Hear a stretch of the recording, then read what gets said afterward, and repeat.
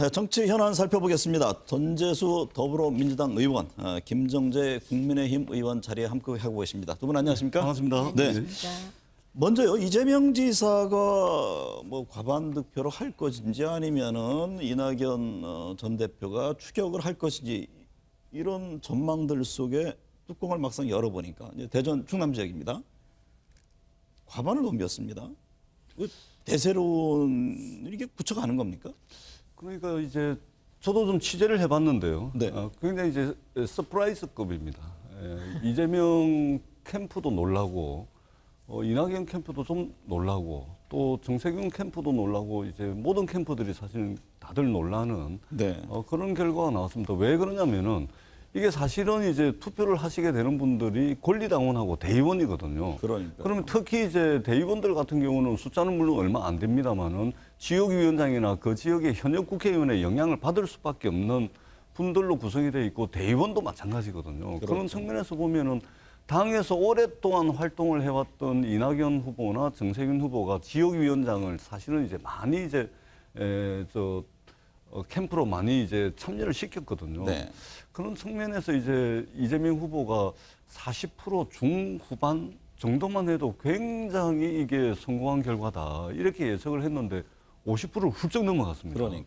그러니까 이게 당심이라는 것이 결국은 일반 국민들의 여론하고 별반 틀리지 않지 네. 않냐라는 것을 이제 반증하는 그런 네. 결과라고 보고 굉장히 놀라운 결과가 나온 것으로 보여집니다. 전 의원님 말씀대로 뭐 이 지사가 생각보다 많은 지지를 얻은 것 같다 이렇게 네. 스스로 말할 정도예요. 어떻게 보셨어요? 너무 생각보다 어이없이 싱겁게 끝난 게임이 아닌가. 네. 그래서 이제 이미 8부 능선을 다 점령을 뭐 아직 한 것 끝난 건 같습니다. 아니죠. 지금 이제 네, 처음 시작이죠. 그런데 이게 원래 충청에서 이 정도 네. 나올 줄은 몰랐거든요. 그러니까 지금 사실은 호남을 기대하고 있겠지만 이번 선거를 통해서 저는 그 이재명 지사가 그 원래는 반문이다. 그러니까 친문 세력들이 뭔가 좀 그 돌아서지 않을까 이랬었는데 이번 선거를 통해서 거의 좀 전에 말씀하셨다시피 권리당원이라든지 대의원이 대거 지지를 했습니다. 네. 그리고 또 국회의원들도 거기 보면 이번에 변재일 의원이 거의 본부장이시던데 아주 이재명 지사를 노골적으로 지지하셨거든요. 그래서 이 근본적인 원인을 보면 처음부터 그 이해찬 대표를 위시해서 그 문재인 대통령의 복심이라는 윤건영 등등이 이미 그 이재명 지사를 지지한 것들에 그 영향이 있지 않았나 싶기도 하고요. 네. 앞으로 선거는 조금 사실은 이거 선거 스포츠로 얘기하면 결과를 다 알고 보는 스포츠 경기가 아닌가 그렇게 좀 싱겁게 된 것 같습니다. 그리고 우리 예. 김정재 의원님께서는 네. 그 이제 민주당 경선의 흥행이 끝났다 이거 예. 이게 보나마나한 결과가 있기 때문에 흥행 실패할 거다 이제 이 말씀을 하시고 그런 싶은 것 거는 같은데. 아니고 흥행 실패는 네. 아니고. 예. 근데 이제 이번에는 이제 이낙연 후보 말씀대로 6만 명이고요. 네. 저희가 이제 9월 12일 날 강원도에서 1차 슈퍼 위크를 합니다. 그렇죠. 여기는 일반 이제 국민 선거입니다. 당원들. 그렇습니다. 여기 한 이제 60한 4만 명 되거든요. 네. 그리고 이제 추석 연휴 끝나자마자 이제 호남에서 하게 되는데 호남이 이제 한 20만 명 됩니다. 네. 그러니까 호남까지 가봐야 되기 때문에 민주당의 경선 흥행은 계속되고 있다. 네. 앞으로 계속될 거다. 네. 이렇게 말씀을 드리겠습니다. 저도 한마디 팁을 좀 네네. 드리자면 뭐 우리 이낙연 후보 측에도 장자방이 있겠죠. 근데 뭐 저는 거기 들어갈 일은 없겠지만 만약 제가 한마디 한다면 그 네거티브 전을 완전히 멈춰라. 전략을 완전히 바꿔야 된다. 완전히 바꿔야 된다. 네. 왜냐하면 본인의 특장점이 있거든요. 국정 네. 경험이 있고 또 도덕적으로 더 우월한 입장에 있고 또 점잖고 여러 가지 지금 장점이 많습니다. 그런데 이번에 그 명락대전을 치르면서 그 소위 홈그라운드가 저쪽인 쪽으로 그 진흙탕 싸움으로 들어가는 바람에 본인의 장점을 못 드러낸 것 같아요. 그럼 그래서 완전 네거티브였다 이렇게 보시는 거군요. 일정 정도는요. 네. 그래서 네거티브에서 좀 벗어나서 아마 저기 의원님 말씀하신 대로 한번 저희 당도 마찬가지지만 네. 이제 네거티브가 발붙일 자리가 저는 없어야 된다고 생각을 합니다. 대한민국 정치사에. 네. 그래서 아마 전략을 완전히 바꾸셔가지고 다음부터는 그 좀 한번 긍정적인 걸로 선거를 네. 해보시면 호남에서 좀 표를 좀 많이 얻을 수 있지 않을까. 최종 수치를 보면요. 이낙연 전 대표가 27.41%, 정세균 전 총리가 7.84%인데 이 합쳐도 대략 뭐 한 35% 정도여서 이재명 지사의 54%에는 미치지 못하거든요. 이제 관심은 그러면 결선 투표까지 갈 것이냐 아니면 그 전에 끝날 것이냐 이 점 아니겠습니까? 그러니까 이제 애초에 이제 정세균 후보 같은 경우는 충청도가 상당히 좀 이게 세력이 좀 있었거든요. 그렇죠. 특히 이제 당에서 정세균 후보는 우리 민주당에서 몇 안 되는 성공한 정치인 중에 한 분이기 때문에 지역위원장들이 이제 많은 우군들을 가지고 있어서 한 아무리 못 받아도 한 20% 정도는 득표를 해가지고 격차가 아주 좁은 3위 아니면은 한 2위까지도 좀 예상을 했는데 그런 네. 측면에서 보면은 굉장히 의외의 결과가 이제 나와서 만약에 이런 식으로 간다면 결선 투표를 하기 위해서 후보 간의 합종 연행 네. 뭐 이런 것들이 별 의미가 없어지는 그런 결과가 이제 나올 수 있다는 측면에서 정세균 후보든 이낙연 후보든 상당히 좀 기존의 선거 캠페인의 전략이라든지 이런 부분들 다시 한번 좀 짜야 되지 않을까 네. 이제 이런 생각을 하게 됩니다. 네. 오늘 그 세종 충북 지역에서 2차 지역 경선이 네. 열리잖아요. 그 이재명 지사는 얼마 전에 보니까 부인 김혜경 씨 그 고향이라고 해서 충북에. 충주 그 사진도 올리고 그랬던데 어제도 보니까 충청 사회를 강조하던데 이게 좀 표심에 영향을 주리라 봅니까? 그렇죠. 네. 영향을 주죠. 또 충북의 사위라 그래서 굉장히 이번에 더 기대를 하는 것 같습니다. 오히려 네. 대전 어제 있었던 그 대전 충남에 대해서는 조금 첫 스타트고 이래서 아마 과반을 생각하지 못했던 것 같아요. 네. 근데 거기서 과반을 넘으면 아무래도 첫 단추가 지금 잘 끼워졌기 때문에 오늘 그 여세를 몰아서 그 다음 오늘 바로 또 선거가 있으니까 네. 영향을 주지 않을까 싶고요. 아무래도 그 팔은 좀 안으로 굽는다고 자기 사위거나 네. 또 며느리가 있거나 이러면은 좀 더 나오겠죠. 네. 3위도 이제 관심사였는데 이제 정세균 총리가 됐습니다. 추미애 후보에 앞서서 3위가 됐는데 정 후보의 지지율 상승세 이거 좀 탄력을 받을 개연성이 있습니까? 그러니까 저도 좀 그랬으면 좋겠는데 네. 이게 상당히 좀 난관에 봉착한 것 같습니다. 예를 들면 정세균 후보께서 이제 충남, 대전 여기에는 이제 정세균 후보를 돕는 지역위원장들, 현역 의원들이 상당히 있었거든요. 그러면은 이분들의 영향을 받는 권리당원, 대의원 이건 적어도 한 10% 후반, 20% 초반까지도 좀 득표를 했어야 되는데 네. 만약에 지역위원장들의 영향을 받는 이분들의 투표 결과가 이렇다면 일반 국민 선거인단은 더 저조할 가능성이 있다. 그래서 정세균 캠프에서는 나름대로 이제 처음부터 이 선거 캠페인의 전략을 한번 되돌아보고 좀 전면 수정을 해야 되는 네. 그런 난관에 좀 봉착한 것이다. 그렇게 평가를 합니다. 야당 이야기 들어가기 앞서서요. 그 내용을 듣고 말씀을 이어가겠습니다. 작년 총선이죠. 국회의원 선거를 앞두고 윤석열 검찰총장의 지시를 받는 것으로 추정되는 대검 수사정보정책관이 당시 미래통합당 송파갑 후보로 출마했던 김웅 의원, 현재 국민의힘 의원인데요. 이분에게 고발장을 전달해서 고발을 사주한 사실이 있습니다. 그 당시 여권 유력 정치인들 3명과 언론사 기자들 7명 등에서 모두 11명을 공직선거법 위반과 명예훼손 혐의로 고발토록 하는 그런 내용입니다. 김웅 의원은 당시 국회의원 신분도 아니었고 미래통합당 후보 신분이었습니다. 그런데 공익제보자 또 하필 그 공익제보를 한 사람이 검사, 총장의 오른팔 그리고 복심 이렇게 불리던 그런 어떤 직책을 갖고 있던 수사정보정책관이었고 고발 사주 이렇게 봐서 무슨 회사 사주 얘기하는 줄 알았는데 그러면 고발 사주를 했으면 고발이 왜 안 됐습니까? 그러고 있으면은 뭐 대라 이 말이에요. 그 괜히 뭐 무슨 작년에 그 채널A 사건 보십시오. 무슨 뭐 검은 유착으로 해가지고 저 총선 앞두고 나서 그렇게 정치 뭐 검은 유착이라고 해서 매체 동원해서 하더니 지금 1년 넘게 재판해 갖고 드러난 게 뭡니까? 그게 결국은 선거를 위한 오히려 건언의 정치 공작으로 다 드러나지 않았습니까? 그래서 뭘 하자는 것인지 저도 뭐 이런 거를 한두 번 겪은 게 아니기 때문에 상식 있는 국민들께서 잘 판단하실 거라고 생각합니다. 윤석열 검찰총장 시절에 여당 의원 기자들에 대한 고발을 사주했다. 이제 이 의혹이 제기돼서 선거판에 상당히 지금 관심을 불러일으키고 있는데요. 지금 윤석열 전 총장은 얘기를 들어봤습니다. 그런 일이 없다라는 입장을 견지를 하고 있는데 지금의 이 상황, 이 논란을 어떻게 보고 계세요?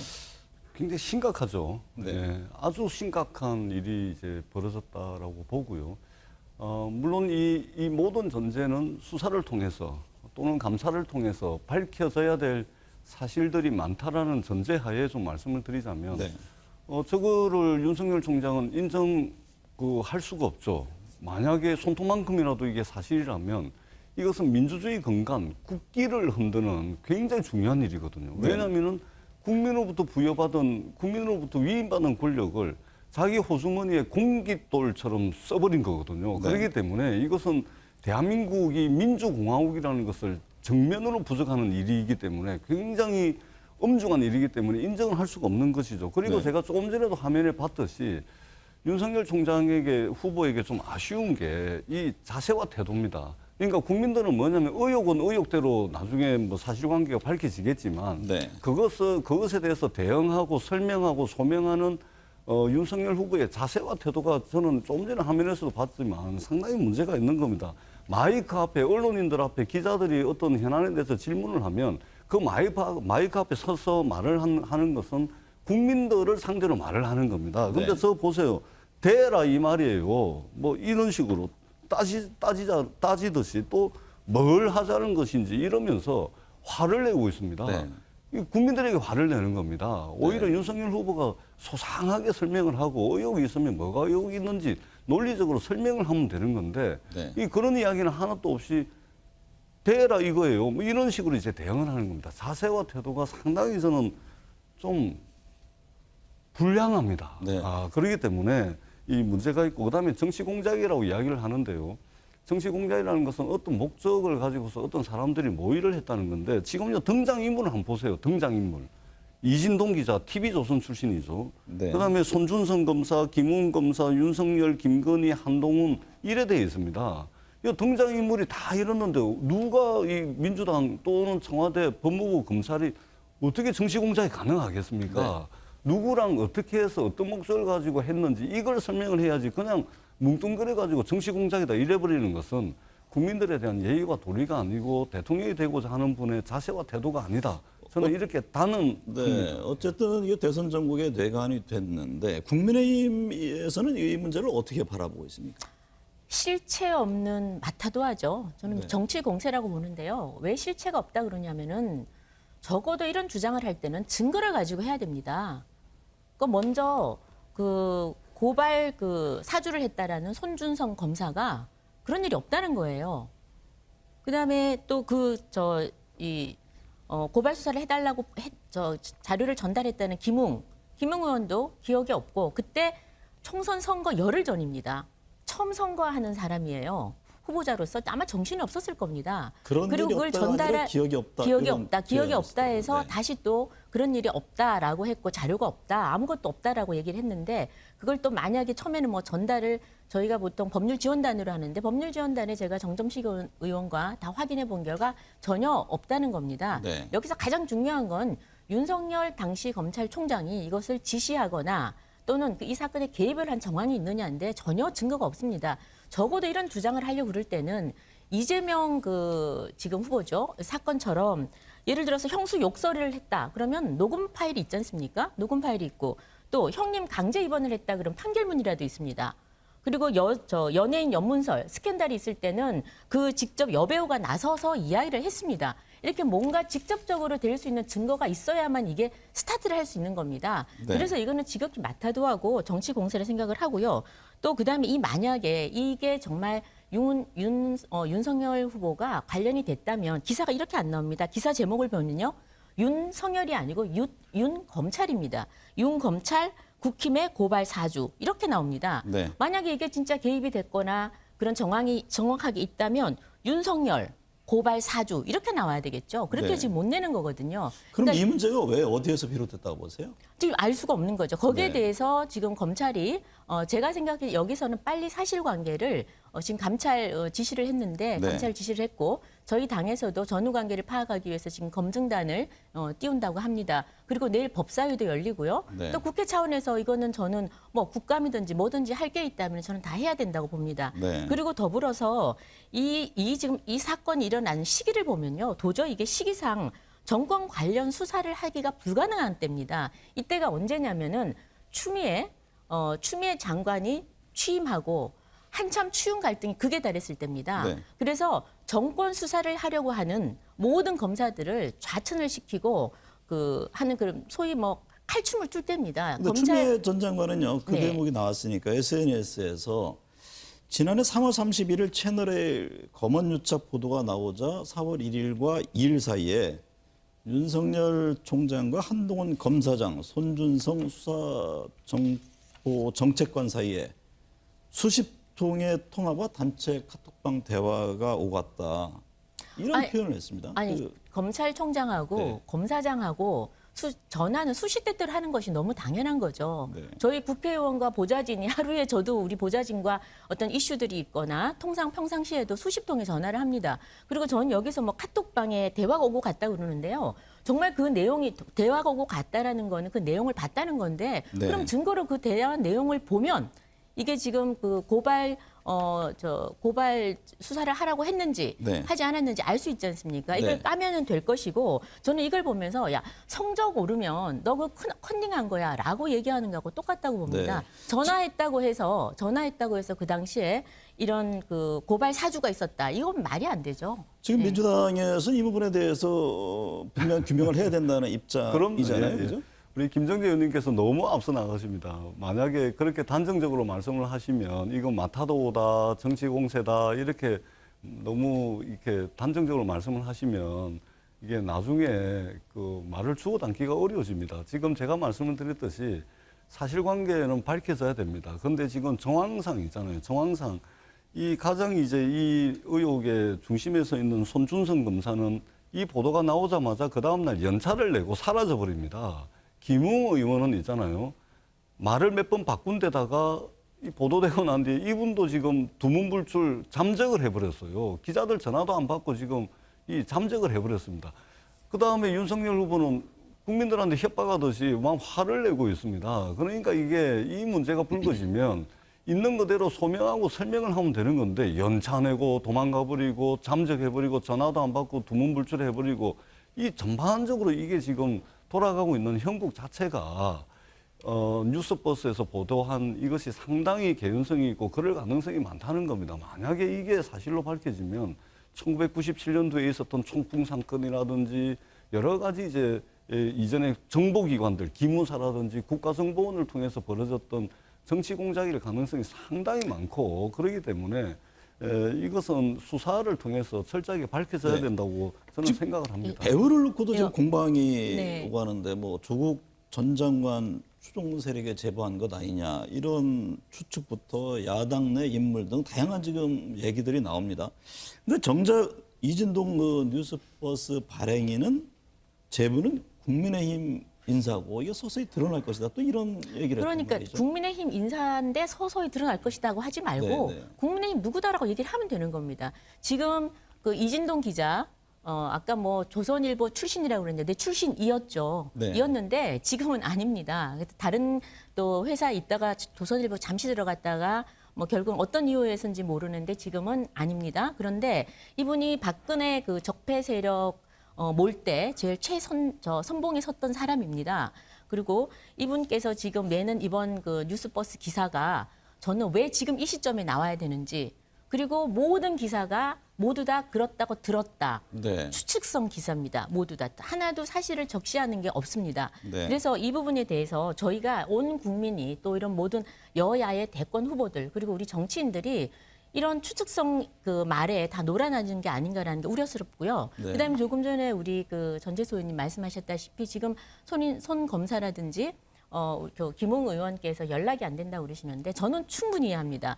왜냐하면 처음에 전혀 예상하지 못했던 정말 뒤통수 맞는 이런 사건들을 뻥뻥 터뜨리면 기자들이 수시 때때로 24시간 연락이 옵니다. 그런데 말 한마디 잘못 대응하면 이게 꼬리에 꼬리를 무는 겁니다. 그래서 사실관계를 본인들도 파악할 필요가 있을 거라고 네. 보고요. 그다음에 이 후보께서 국민들한테 화를 낸다고 그러셨는데 저는 그런 생각을 합니다. 이분이 어떤 분입니까? 윤석열 총장은 소위 대통령께서 문재인 대통령께서 정권에 대해서 가감없이 칼을 대고 수사하라고 칭찬을 하면서 임명장을 준 사람입니다. 그런데 조국 수사와 김경수 수사를 하니까 갑자기 내친 겁니다. 그래서 추용 갈등이 그때 극에 달했고 모든 정권 수사를 하는 모든 검사들을 좌천시키고 그래서 쫓겨난 사람입니다. 네. 그래서 이렇게 이분이 지금 굉장히 지금 정의를 갈망하고 있고 지금 이런 또 마타도아식 이런 뉴스를 보면 당연히 굉장히 좀 화가 날 거라고 저는 봅니다. 자, 근데 그런데 이 문제 이재명- 외에 지금 또 추가적인 내용들이 윤 전 총장이 검찰에 처과 관련 정보 수집을 지시했다. 네, 네. 이 의혹을 또 계속 연이어서 내고 있거든요. 그러니까 이진동 기자가 사실은 이제 그 TV조선 출신이긴 하지만 저널리즘에 굉장히 충실합니다. 그 뉴스버스 홈페이지 들어가면 이게 뭐 여당이라고 뭐 좀 봐주고 야당이라고 봐주고 이런 게 아니고 저널리즘에 굉장히 충실한 그런 이제 언론사를 만들어서 지금 보도를 하고 있다고 보여지는데요. 예를 들면은 지금 윤석열 후보가 이걸 배후 세력 정치 공작 이야기하는 것이 정치에 이제 그 시작한 지 얼마 되지 않는데 이게 뭐 정치를 처음 배울 때 상당히 잘못 배워 나간다는 생각이 들 수밖에 없고요. 그 다음에 지금 판결문이 공개가 됐습니다. 이거는 담당 그 당사자나 또는 판사나 검사가 아닌 사람이 이 판결문을 구할 수가 없습니다. 이건 현행법 위반이거든요. 네. 개인정보법이 굉장히 강화됐다는 말씀을 드리고 배후 세력 이야기하면은 지목을 하시면 됩니다. 그런데 지금 등장인물이 전부 국민의힘 관계자들이에요. 네. 그다음에 우리가 보통 정치인들 특히 이런 의혹이 정말로 이 뉴스를 다 덮을 정도로 이런 의혹이 나오면 적극적으로 소명하고 해명을 하지 네. 전화 안 받고 도망가지가 않습니다. 지금 여론의 추이를 살피고 있는 거고 네. 그다음에 이진동 기자가 뉴스버스에서 후속 보도를 계획을 하고 있거든요. 후속 보도가 지금 하나씩 나오는데 그게 윤석열 쪽에서 해명하는 거를 전부 부정하는 이 대응을 잘하고 있다고 저는 봅니다. 그렇기 때문에 보도를 봐야 된다고 당 생각합니다. 지도부 차원에서도 좀 상황을 좀 보고 있는 것 같아요. 이준석 대표 얘기를 들어보면. 근데 당내 또 다른 주자들은 이거에 대한 목소리가 좀 다릅니다. 뭐 홍준표 의원 같은 경우는 이 배째라식 대응 이게 후한무치다 하면서 하나의 공격에 또 소재가 되고 있는데 뭐 최재형 전 감사원장도 마찬가지고요. 이 문제 당내 주자들 간에도 분명한 이견이 있는 거죠. 그러니까 지금 선거 기간 아닙니까? 네. 지금 치열한 경선을 치르고 있습니다. 뭐가 하나라도 걸리면 여야 가리지 않고 후보들은 그냥 속된 말로 작살을 냅니다. 그런데 우리가 바깥에서 때리는 것보다 안에서 때리는 게 더 아프거든요. 아프고 섭섭하고 그런데 지금 1등 때리기는 저는 너무 당연한 거라고 보고요. 네. 그런데 지금 이 때릴 때 때리더라도 사실관계를 가지고 팩트로 때려야 된다. 만약에 이것이 나중에 그 사실관계가 아니라는 것이 입증이 된다 그러면 굉장히 저는 역풍이 불 것이라고 생각을 합니다. 네. 그래서 저는 저희 그 당내에 많은 후보들께서는 이렇게 때리면 때릴수록 윤석열 후보가 더 커질 수도 있다 생각을 네. 하고요. 윤석열 후보가 사실 그 검찰총장에서 이렇게 야당의 대권 후보가 되기까지는 문재인 정부 역할이 크지 않습니까? 그러니까 네. 저 추미애 장관께서 키워준 거나 마찬가지입니다. 계속 때리다 보니까 커졌는데 네. 이번 사건도 행여나 이것이 지금 사실관계가 다 밝혀지지 않는다면은 윤석열을 다시 키우는 네. 그런 사건으로 될 수 있다고 생각이 됩니다. 네, 오늘 두 분 분석 감사합니다. 네, 고맙습니다. 고맙습니다.